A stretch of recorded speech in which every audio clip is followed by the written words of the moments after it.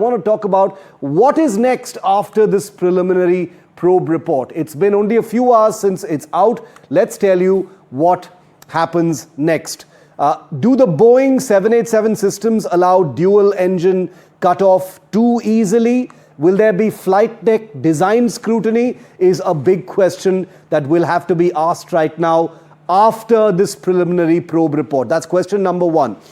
Is the cockpit design prone to inadvertent or miscommunicated critical inputs? Bear in mind that critical audio conversation between the two pilots that has been brought out in this probe report. Let's go to the next one now. Let's keep moving these as quickly as possible. The FAA and DGCA are under the scanner right now. Will the 2018 Federal Aviation Authority of the United States bulletin warning about this exact fuel switch risk bring the FAA and the DGCA under the scanner? Why didn't Air India retrofit or warn the pilots? Or if they did, will they issue a clarification about that, since the probe report does mention it? Did India's aviation regulator fail to act on known hazards? Remember, these are not conclusions. These are only questions that will now arise in light of this report. Now, let's go to the next one.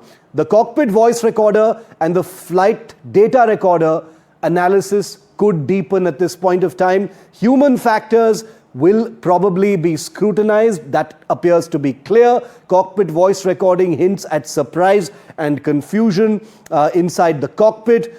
Were there missed alerts, late callouts, or design flaws in the fuel control logic? Is that a possibility? Remember, there is no clarity on this. Is the pilot training adequate for high automation failures, especially when it happens at such a low altitude? We don't know what that failure really was. Will there be global implications for the 787 Dreamliners? Remember, this 15-page report very clearly says no advisories, no instructions of any kind regarding the aircraft, which means it has been deemed to be completely safe, or that there's nothing wrong with the aircraft itself in the interim report. Could that change? It's the first ever Dreamliner crash. Is a global safety audit imminent? It hasn't been ordered in the first 1 month since the crash. Could that happen next? Will other airlines temporarily ground or recertify fuel control systems and switches? Because that is where the focus of this report entirely is. There are other global implications as well. Okay, let's move on to the next one.